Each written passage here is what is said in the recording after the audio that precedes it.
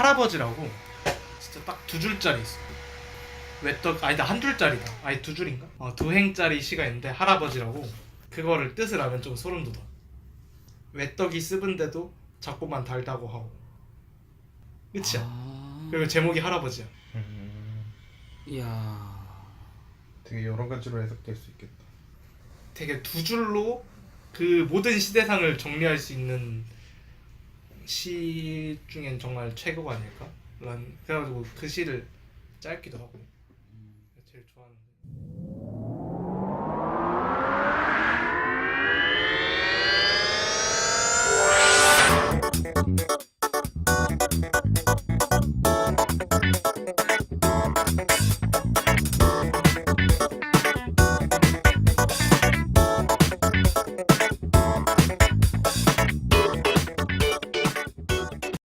오늘 윤동주 문학관 갔다 왔잖아요. 그쵸. 어땠어요? 되게 전시관 자체도 잘 꾸려져 있었고, 일단 테마가 3가지로 나뉘어져 있었는데, 처음 테마는 윤동주의 실제 기록들, 시들, 역사들, 그리고 2번째는 넓은 공간이 있었는데 달빛과 별빛을 바라볼 수 있는 공간.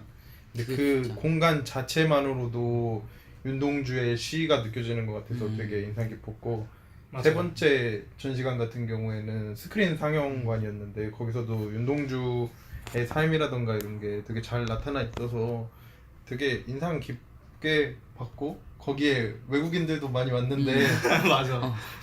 사실 번역이 안 돼 있는데도 외국인들이 왜 많이 찾아오는지는 의문이었지만 버스 엄청 많지 않았어? 거기? 맞아.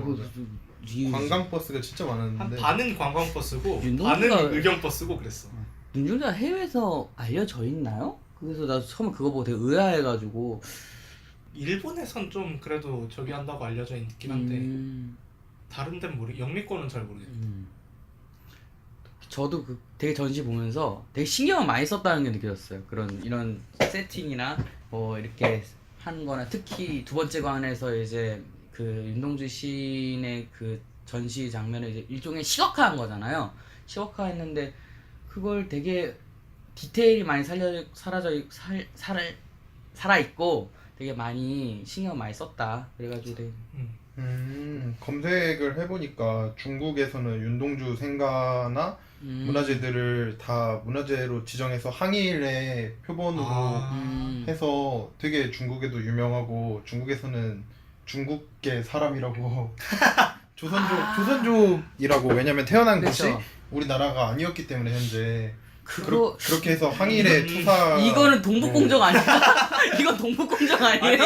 아니 항일투사가 지금 또 다른 제국주의 안으로 들어가 있는 거 아니야? 그러니까 이게 무슨 이거는 제국주의- 제 의견이 아니라 지금 인터넷을 검색해보니까 그러니까 중국에서 이런 식으로 많이 되고 이거 처음 알았어. 나도 처음 알았어요. 되게 연구가 활발하게 한국보다 잘 이루어져 있다고, 조선족 향토 작가라고 알려져 있네요.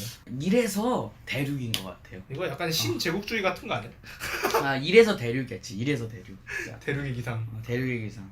그러니까 뭐든지 자기 역사로 편입시키는 거잖아요, 사실은.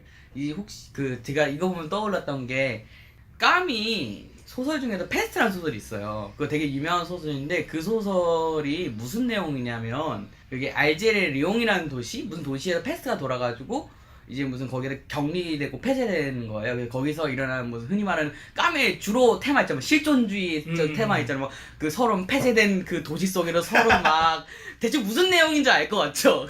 근데 안 읽어봐도. 근데 읽어보시면 알 패스는 텐데. 안 읽어봤는데. 대충 까미가 좋아하는 테마잖아요, 그게.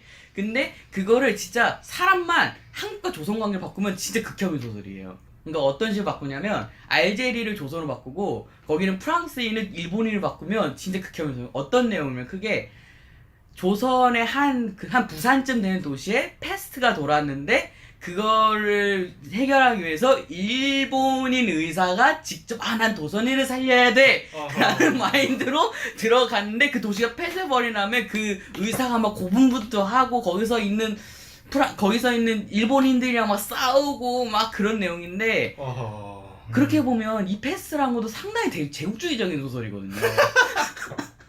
이렇게 묻어버리기? 이게 뭔가 되게 항상 느끼는 건데, 이게 확실히 흔히 제국이었던 나라들, 중국이나 뭐 프랑스나 뭐 영국이나 이런 애들을 보면 그 자기 문학 작품을 정치적인 것으로 잘 흡수하려고 하는 것 같더라고요. 흔히 말하는 문화 제국주의. 되게 서정적인 걸 야만적으로 이렇게 들어오는 거 아니야? 그러니까 그런 게 있죠. 저는 사실 그런 게 좀 심하다 생각해요. 특히 윤동주 이번에 기념가 하면서 영화가 되게 많이 들었어요. 우리 동주란 영화 되게 아 좀 많이 떠올랐는데 거기서 진짜 음. 영 누구였냐? 저기 강하늘 연기 음. 진짜 잘했는데. 그 영화 보면서 진짜 울었어 마지막에. 올려주세요. 뭐 스포 위험 있습니다. 그래서 나중에 근데 뭐 역사도 사실이니까 둘이 잡히잖아. 결국은 잡힐 때 그 둘이 진술하는 방법이 다르잖아요.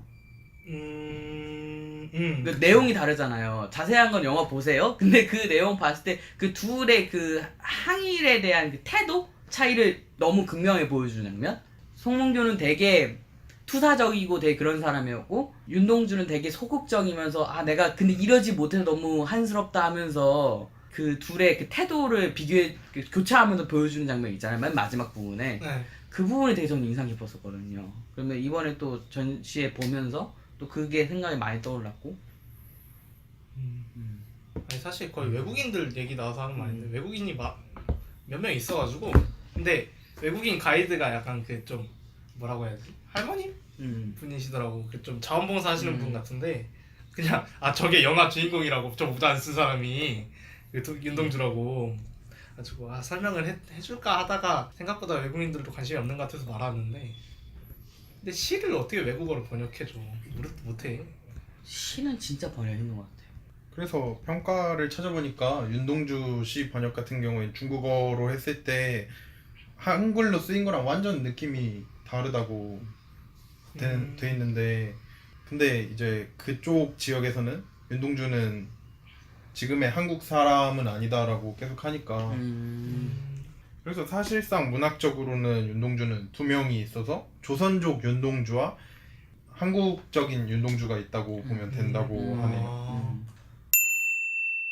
사실 근데 윤동주 문학관이 진짜 대단했던 게 딱 그러니까 볼 거라고 치면 볼 건 별로 없는데 딱 그 두 번째 말했던 그 두 번째 테마가 딱 갔을 때 그게 되게 유명한 공간이거든요. 그게 그 건축물이 막 우리나라 유명한 건축물 잘 지은 건축물로도 꼽히고 무슨 가합장인가를 뭘 개조한 건물인데 그게 사진에 되게 많이 들어와서 이제 가기 전에 사진으로도 봤는데 직접 가서 딱 보니까 진짜 우와 막말로 하면 진짜 아무것도 없잖아요. 그쵸. 아무것도 없잖아. 아무것도 없네. 풀만 있고 공구리 쳐져 있고. 텅. 근데 그 경이라고 해야 될까? 그냥 공간으로서 아까 현님이 말한 것처럼 그냥 시를 딱 보여줬다고 해야 되나? 너무 디테일하고 좋아. 그러니까 디테일하다는 게 음. 되게 화려하고 막 이렇게 꼼꼼한 디테일이 아니라 그 감성을 잘 살렸다. 맞아요. 시의 감성을. 그걸 이제 시를 읽어보고 그 고민하지 않으면 그런 공간을 구성을 못했을 것 같아요. 진짜로.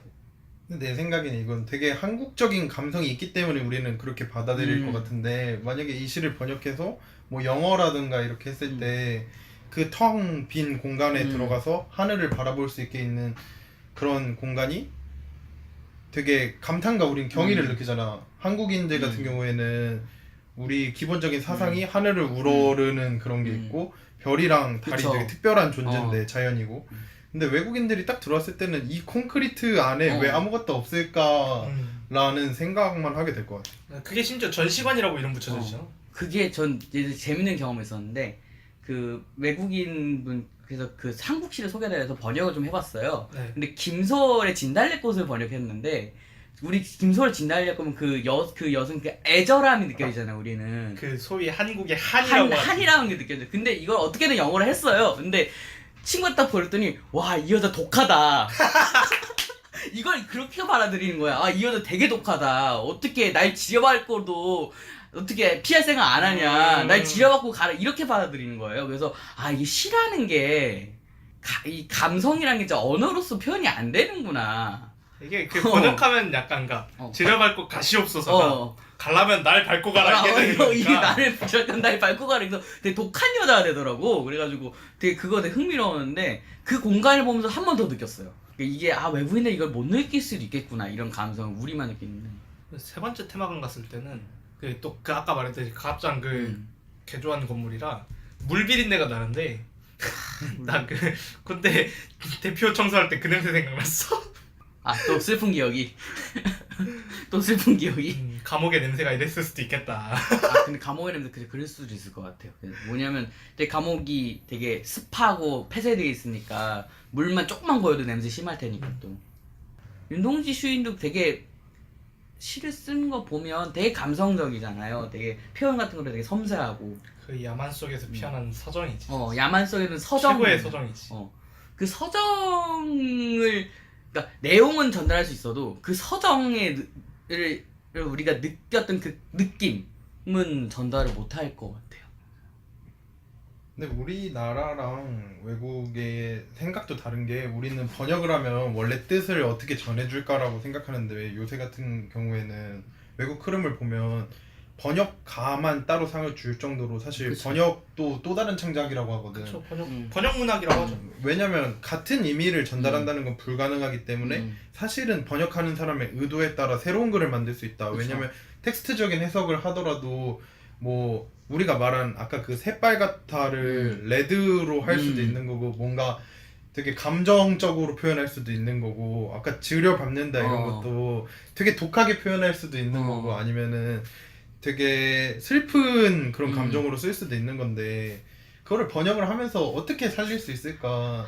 윤동주의 시 같은 경우에도 되게 대표적으로 번역이 힘든 것 같은 게 여기 쉽게 쓰여진 시를 조금 인용하면 인생은 살기 어렵다는데 시가 이렇게 쉽게 쓰여지는 것은 부끄러운 일이다 라고 돼 있는데 이거를 텍스트적으로 그냥 번역하면 정말 시랑 인생이랑 비유했다 나는 이렇게 파악을 할 것 같거든. 근데 한국인들이 보기에는 사실 이거는 독립운동을 하는 사람과 그거를 어떻게 되게 많은 고뇌를 통해서 해야 되는데 나는 지금 시밖에 쓰고 있지 못하는 현실에 대한 안타까움 아니면 시를 나는 좀 더 독립운동적으로 더 담아낼 수 있지만 그런 거를 못하거나 아니면 진짜 뭐 자신에 대한 부끄러움 이런 게 우린 느껴지는데 이게 외국 사람들이 보기엔 그냥 시에 대한 고뇌로 보일 것 같단 말이야. 아무리 번역을 잘 하더라도. 그래서 이런 게 가능할까라는 의문이 있지. 그건 그거 아니야. 그 이번에 어벤져스에서 어머니 하고 사라지는 거. 오마이 맞다. 되게 갔다 와서 그런지 되게 뭔가 숙연해지네요. 뭔가 그 공간에 가니까 확실히 사람이. 아니 거기 너무 약간 그러니까 우연의 일치인데 이제 가기 전에도 그랬는데 갔다 나와서 이제 더 눈에 띈 게 거기 오늘 일격바스가 엄청 많았어. 그것 우연의 일치인 걸 아는데 너무 대비된다 그랬나? 저는 그 전시 그러니까 흔히 말하는 무슨 기념관 이런 데 가면 박물관처럼 상박하게 돼 있는 경우 많잖아요. 근데 그 전시관은 되게 감성적으로 와닿아서 나오는 그 순간에도 그 여운이 있어서 사실은 거기는 공간을 따라가면 내가 그 스토리랑 감성을 받아들이게 구성되어 있는 곳이기 때문에 그런 게 되게 좋았지. 처음에 딱 들어갔을 때는 그냥 되게 딱딱하게 윤동주의 실제 썼던 글들, 역사들 이런 게 있어서 되게 괜찮긴 했지만 이게 도대체 다음엔 어떻게 이어질까 했는데 텍스트에서 공간으로 이어지고 그 다음에 영상으로 이어지는 과정이 매끄러워서 전반적으로 한국인들이 방문했을 때는 대부분 비슷한 느낌을 받고 이건 되게 놀랍고 되게 윤동주의 감성을 우리가 이해해보는 공간이 될 것 같은데 근데 어쨌든 우리가 오늘 윤동주 문학관을 갔다 와서 느낀 거는 충분히 보존할 가치가 있고 한국인으로서는 한 번쯤 갔다 오면 좋을 곳이다 그런 생각을 했네. 한번 꼭 가보세요 진짜. 이거 뭐 듣는 청취자분들은 꼭 한번 가보시면 좋겠고 근처에 보면 이제 교보문고 가까우니까 윤동주 시집 같은 거 딱 하나 사서 가는 것도 나쁘지 않을까. 데이트하기도 되게 좋을 것 같고 보면 장소가 되게 데이트하기에는 택시를 타야 된다. 택시를 타야지. 그 정도는 뭐 택시를 타고 내려올 때는 택시가 안 잡힌다. 아 맞아. 그 동네가 약간 차 있으면 차 타고 거기로 차도 막혔다 거기는. 맞아. 거기 차도 막혀서 그냥 대중교통 타고 천천히 산책하면서 걸어가면서 오순도순 이야기하면서 한번 갔다 왔으면 좋겠습니다.